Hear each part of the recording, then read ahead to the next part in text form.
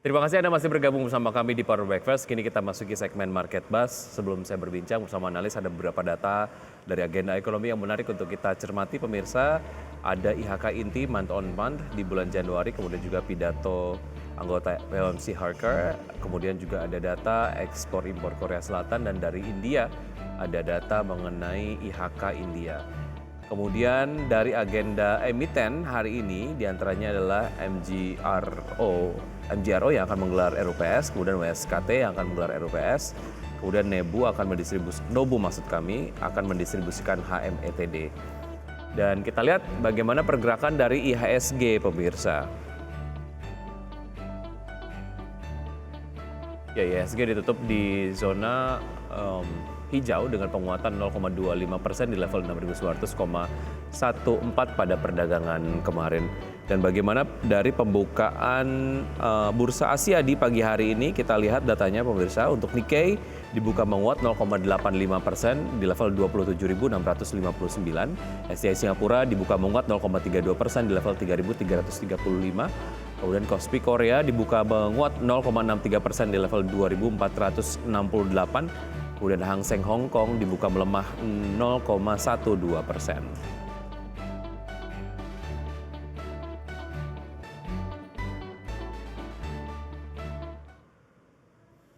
Ya, pemirsa, untuk memperbincangkan berbagai topik menarik di pagi hari ini di Market Buzz sudah tersambung melalui video conference. Ada Pak Michael Yo, Terima Degah Sekuritas Technical Analyst. Selamat pagi Pak Michael.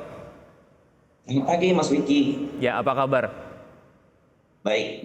Ya, terima kasih sudah bergabung bersama kami di Market Buzz. Bicara mengenai pergerakan dari Wall Street yang positif lah ya, menanti data inflasi di Amerika Serikat. Sebetulnya apa yang mendasari ekspektasi ini yang berimplikasi kepada menguatnya Wall Street, Pak Michael? Apakah memang diperkirakan ataupun mendekati perkiraan market bahwa data inflasi akan positif sehingga ini kemudian men-trigger The Fed untuk menaikkan suku bunga acuannya? Ya, jadi kalau kita melihat data terakhir ya, CPI itu berada di angka 5,7%, which is itu boleh dikatakan kali pertama inflasi turun di bawah angka psikologis 6. Nah, saat ini forecastingnya berada di angka 5,5%. Dan kalau kita lihat respon dari market, Nasdaq, kemudian Dow Jones semalam, nah ini menunjukkan indikasi bahwa investor itu cukup confidence bahwa data inflasi itu akan inline atau sesuai dengan forecasting, yaitu di angka 5,5%. Artinya mereka cukup percaya diri begitu ya dengan perkiraan tersebut. Yes. Karena didukung dengan berbagai macam indikator begitu. Tapi hal yang juga cukup dilematis adalah bagaimana nantinya mengekspektasikan apa yang akan dilakukan oleh The Fed sendiri. Ada sinyalemen bahwa nampaknya mungkin akan ada peningkatan dari suku bunga acuan. Prediksi Anda untuk kenaikan dari suku bunga The Fed pasca data inflasi Amerika Serikat yang dirilis seperti apa Pak Michael? Oke, jadi di opini saya ya, kenaikan suku bunga acuan akan terjadi dan Fed juga tidak akan melakukan pivot di dalam waktu dekat.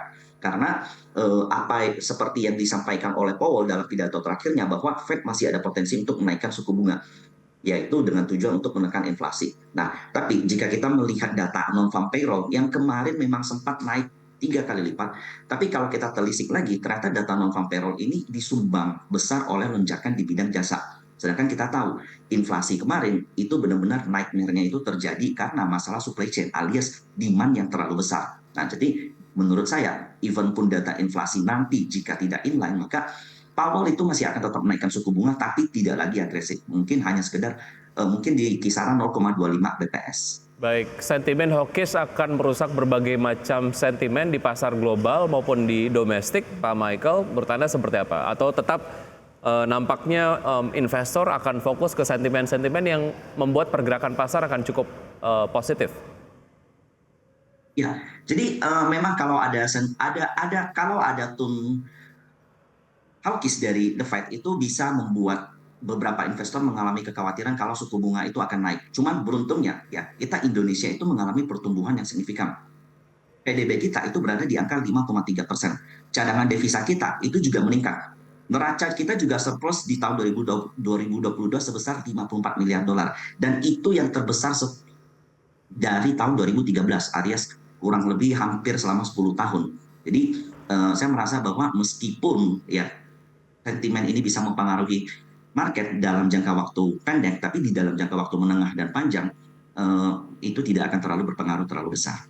Baik, kita ke pergerakan dari bursa Asia yang kemudian mengalami koreksi yang cukup signifikan, tapi kemudian IHSG tetap melaju begitu. Apa indikator-indikator yang mendukung pergerakan dari IHSG sehingga ditutup masih di zona positif, Pak Michael? Oh ya, seperti yang tadi saya sampaikan, itu kalau kita melihat dari kondisi fundamental kita itu termasuk salah satu yang paling kuat. Bahkan kemarin ya, ada data yang menunjukkan bahwa eh, Indonesia rupiah itu adalah memiliki pergerakan yang paling kuat dibanding negara Asia yang lain. Nah, ini nggak lepas dari PDB kita yang meningkat, kemudian cadangan devisa kita, kemudian bonds kita yang begitu ramai diburu oleh asing. Nah, kemudian yang paling penting saat ini saya lihat adalah inflasi kita terkendali, berada di angka 5,3%, sementara BI rate itu di 5,7%. Jadi, saat ini real yield jika berinvestasi Indonesia itu masih positif, berbeda dengan yang ada di luar. Oke, baik. Kita ke earning season yang kemudian ada di pasar modal di Indonesia di dalam negeri begitu. Kalau kemarin perbankan performanya sangat baik, tapi kemudian bicara mengenai consumer goods, salah satu leading sector di consumer goods yaitu adalah Unilever begitu mencatatkan kerja yang kurang begitu memuaskan. Kemudian ada satu kinerja dari Indosat sendiri yang juga ini cukup baik begitu. Nah, kita bicara mengenai spesifik sektor telekomunikasi. Sejauh mana kinerja yang sudah dicatatkan oleh Indosat ini cukup menggambarkan kinerja sektoral, dan sejauh mana sektor ini nampaknya kemudian Anda nilai cukup menarik, Pak Michael? Betul.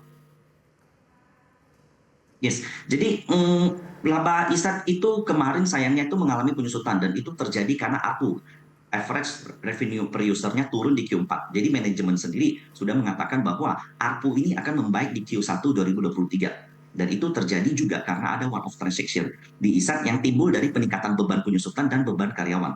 Cuman yang perlu menjadi catatan menarik untuk Indosat itu adalah di tahun 2023 ini ada banyak operasional yang bakal mereka lakukan, perubahan operasional. Nah, salah satunya adalah mereka sudah mematikan 13.000 sites yang tidak aktif. Dan nanti di tahun 2023 itu akan sebesar 17.500. Jadi masih ada sekitar 4.500 sites yang tidak aktif yang akan dimatikan. Dan tentunya ini akan bisa memberikan capex yang lebih baik. Itu satu. Yang kedua, mungkin kabar buruknya bagi dividend hunter, manajemen mengatakan bahwa di tahun 2023 dan 2024 itu Indosat tidak akan lagi membagikan dividen. Dan kita tahu kemarin dividen Indosat itu terkenal dengan memberikan DPR yang gede. Nah, tapi di tahun 2023 dan 2024 itu mungkin kita bisa lebih fokus karena lebih fokus ke inline pergerakan mereka. Kenapa? Karena manajemen sendiri sudah mengatakan bahwa mereka akan menahan dividen untuk mengembangkan operasional mereka. Salah satunya itu untuk meningkatkan EBITDA margin mereka, yaitu yang mereka proyeksikan berada di angka 40-an%. Ya, pendapatannya melesat 50%, tapi kemudian labanya susut begitu ya. Anda merekomendasikan untuk Indosat sendiri netral saja, dan sejauh mana rekomendasi ini juga mungkin menggambarkan rekomendasi Anda di sektor telekomunikasi, Pak Michael, singkat saja sebelum jeda. Bullish, yes. Saya merekomendasikan beli, baik. Baik, ada rekomendasi yang cukup strong untuk sektor telekomunikasi? Ya, sektor telekomunikasi saya rekomendasikan buy dan salah satu yang saya lirik memang adalah ISAT dan XL. Terima kasih Anda masih bergabung bersama kami di segmen Market Buzz, dan sebelum saya lanjutkan perbincangan bersama Pak Michael Yo, Trimegah Sekuritas Technical Analyst, saya akan tampilkan terlebih dahulu saham-saham yang menjadi pilihan untuk hari ini dari Pak Michael, diantaranya adalah Pegas, kemudian Antam, Buka, S Hardware, dan semuanya direkomendasikan buy. Kita ke Pegas terlebih dahulu, analisisnya apa Pak Michael sehingga kemudian Anda merekomendasikan buy untuk Pegas? Oke, jadi harga Pegas sendiri sudah terkoreksi lumayan, sudah dihukum pasar lumayan dalam, yaitu dari 2.000 hingga 1.500, dan saat ini saya melihat ada potensi untuk Pegas terjadi reversal menyusul harga komoditi yang mulai menanjak. Oke, jadi secara harga ini sudah cukup banyak terkoreksi, kemudian secara potensi juga akan terjadi potensi peningkatan ataupun kenaikan harga yang cukup signifikan begitu ya? Betul. Oke, secara target harga sendiri untuk Pegas Anda melihat di level berapa Pak Michael? Nah, untuk Pegas sendiri saya melihat target harga yang akan bisa dicapai oleh Pegas itu berpotensi di angka 1.750.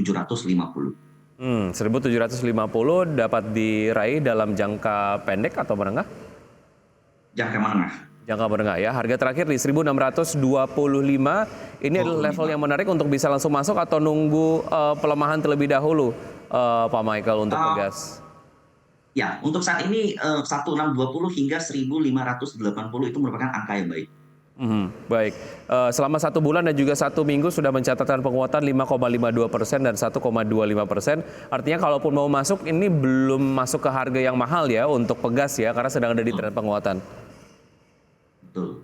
Baik, karena secara 3 bulan sendiri ini sudah melemah 10,22%, artinya Anda bisa memanfaatkan potensi penguatan dari Pegas sendiri di level yang tadi sudah disampaikan oleh Pak Michael. Dari Pegas kita menuju ke Antam, Pak Michael, seperti apa analisisnya? Satu hal yang juga kemudian cukup menarik, ada statement dari Presiden Joko Widodo beberapa waktu yang lalu yang disampaikan bahwa Indonesia tidak boleh mengekspor emas begitu ya. Sejauh mana ini kemudian mewarnai rekomendasi Anda lah terhadap Antam sendiri? Ya, saya sendiri menilai Antam positif karena selain dari reopening dari China yang akan meningkatkan permintaan terhadap emas dan nikel, itu juga ada dukungan dari pemerintah gitu bahwa kita harus tahu bahwa komoditi nikel itu menjadi salah satu primadona penyumbang cadangan devisa kita yang besar. Nah, Antam sendiri saat ini saya melihat sedang bergerak uptrend yaitu di range 2.250 sampai 2.100. Sementara target price yang berpotensi untuk disentuh dari Antam itu ada di angka 2.600. 2.600 akan diraih oleh Antam di jangka menengah, betul? Jangka menengah, betul. Oke, baik. Di level terakhir di 2.240 menarik untuk bisa langsung masuk ya, Pak Michael ya? Ya, bisa. Setelah Menarik. 1 minggu sudah melemah 0,44%. Jika kemudian sempat melemah sedikit bisa langsung masuk ya, karena level terakhir saja sudah dinilai menarik begitu dengan target price tadi sudah disampaikan oleh Pak Michael. Berikutnya adalah Buka. Seberapa menarik untuk Buka, Pak Michael? Nah, kenapa saya memilih Buka sebagai salah satu top sektoral? Karena ini termasuk sektor yang paling sensitif terhadap suku bunga. Dan kita lihat bahwa Buka itu sendiri sudah berkonsolidasi semenjak awal tahun 2022. Nah, saat ini ya, Buka memiliki target price itu di angka 350. Baik, oke. Untuk Buka sendiri levelnya untuk target di berapa tadi? Mohon maaf, Pak Michael. Di, di 350 dan areal koleksi adalah 290 hingga 280. Oke, berarti sekarang sudah masuk di area koleksinya di 290 atau di 280 begitu ya, dengan target price untuk Buka sendiri di level 340 begitu. Tapi secara sektoral ini memang juga menarik ya, Pak Michael. Artinya kalau kita bandingkan dengan sektor yang lain, Buka menjadi sebuah sektor yang bisa diperhitungkan lah kurang lebih. Betul. Oke. Dari Buka kita menuju ke saham yang direkomendasikan berikutnya, pemirsa. Setelah tadi kita bahas mengenai Pegas, Antam, Buka, kita ke sektor retail, Ace Hardware. Seberapa menarik sebetulnya untuk Ace Hardware, Pak Michael? Ya, berkaitan dengan peningkatan mobilitas yang ada di masyarakat yang saat ini terjadi. Nah, Aceh sendiri saat ini bergerak reversal. Kalau dibicarakan uptrend masih terlalu dini. Nah, jadi ada potensi reversal untuk Ace Hardware yang akan memiliki target price di angka 600 hingga 800. 600 hingga 800, level terakhir di 550 begitu ya. Oke, selama 1 bulan, kemudian juga 1 minggu dan juga harian begitu ya, pada saat pembukaan perdagangan, Ace Hardware sendiri sudah menguat masing-masing 25% dan juga 12,24%. Serta harian masih kemudian berada di pergerakan yang positif. Oke, untuk Ace Hardware sendiri direkomendasikannya untuk investasi jangka menengah atau bisa juga untuk jangka panjang, Pak Michael? Untuk jangka panjang juga oke. I think, yes. Untuk jangka panjang, mohon maaf, bisa diulangi? Ya, bisa untuk jangka panjang. Bisa juga untuk main jangka panjang ya? Ya. Oke, lalu bagaimana dengan saham-saham di sektor retail yang lain? Mengapa kemudian Ace Hardware saja yang Anda nilai menarik, Pak Michael? Apakah pertimbangan dari harga sendiri yang sudah masuk ke level support yang Anda tentukan begitu? Seperti apa? Sebenarnya all di retail and consumer discretionary sector itu menarik. Karena selain dari penurunan harga komoditas dan juga itu didukung dengan peningkatan mobilitas masyarakat. Nah, saya sendiri melihat sudah banyak saham di sektor yang sama. Contohnya seperti Era, kemudian HMSP, Gudang Garam, kemudian Mayura itu sudah memiliki kenaikan harga yang even lebih dari 20%. Sementara kalau untuk Asus itu masih lumayan di bottom gitu. Jadi saya melihat target price atau peluang kenaikannya itu masih lebih baik. Oke, Ramayana Matahari tidak ada nilai menarik? Mungkin karena masalah likuiditas. Karena kalau di Matahari PPF itu likuiditasnya kurang, tapi kalau di RALS itu saya juga bullish. Baik, oke. Kita akan update terlebih dahulu pembukaan dari IHSG di pagi hari ini. Pemirsa, IHSG dibuka menguat 0,31% di level 6.921,77. Sementara itu Jakarta Islamic Index menguat 0,27% di level 679,85 dan LQ45 menguat 0,36% di level 956,69. Saham-saham yang masuk ke dalam jajaran top gainers diantaranya adalah Bank BRI, GoTo, Telkom, kemudian juga Adaro dengan penguatan masing-masing 0,62%, 1,72%, 0,79%, dan 0,72%. Dan berikutnya adalah saham-saham yang masuk ke dalam jajaran top losers diantaranya adalah BBCA, Ace Hardware, Laju, kemudian KLBF dengan level pelemahan masing-masing 0,28%, 0,92%, 6,14% dan KLBF melemah 0,9%. Kita ke Pak Michael lagi. Pak Michael, sejauh ini untuk Ace Hardware bergerak melemah dan masuk ke dalam jajaran top losers 0,92% begitu pelemahannya. Artinya ini secara momentum bisa langsung dimanfaatkan karena bisa masuk ke Ace Hardware dengan harga yang lebih murah begitu.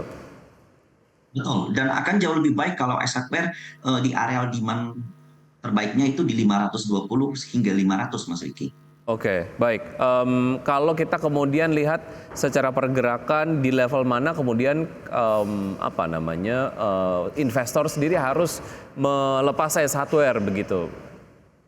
Oh ya, itu di level di bawah 470. Di bawah level 470 sebaiknya dilepas untuk Ace Hardware begitu. Tapi Anda melihat kemungkinan akan sampai di target price tadi seperti yang Anda sampaikan di segmen sebelumnya begitu ya.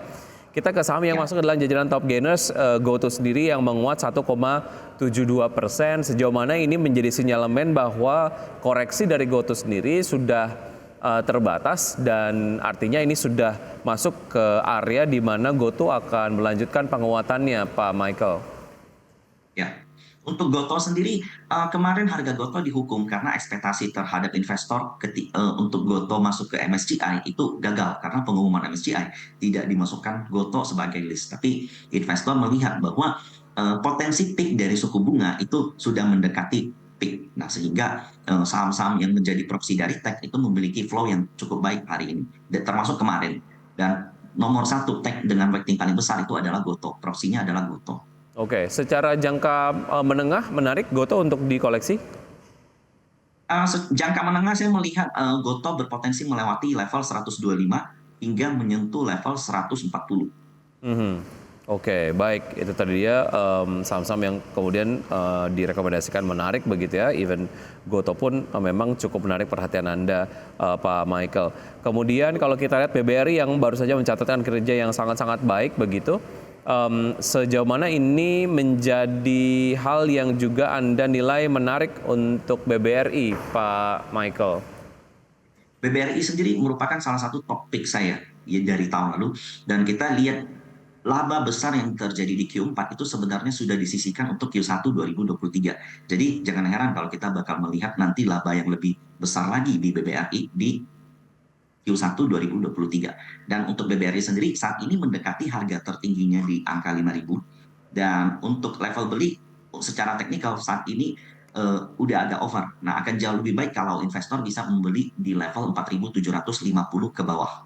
Oke, tunggu dulu masuk ke level support yang Anda tadi rekomendasikan begitu ya. Oke, kita ke analisis dari pergerakan IHSG sejauh ini dibuka positif, Pak Michael. Seperti apa analisis Anda ataupun proyeksi Anda untuk pergerakan hari ini di IHSG?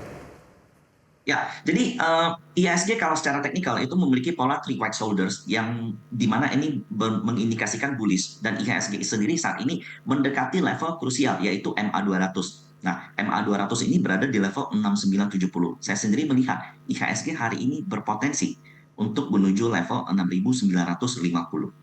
Baik, oke. Tadi dia berbagai analisis yang sudah disampaikan oleh Pak Michael, Trimegah Sekuritas Technical Analyst. Pak Michael, terima kasih sudah bergabung bersama kami di Market Buzz. Sukses untuk Anda, sampai jumpa, sehat selalu. Terima kasih Mas Wiki. Baik.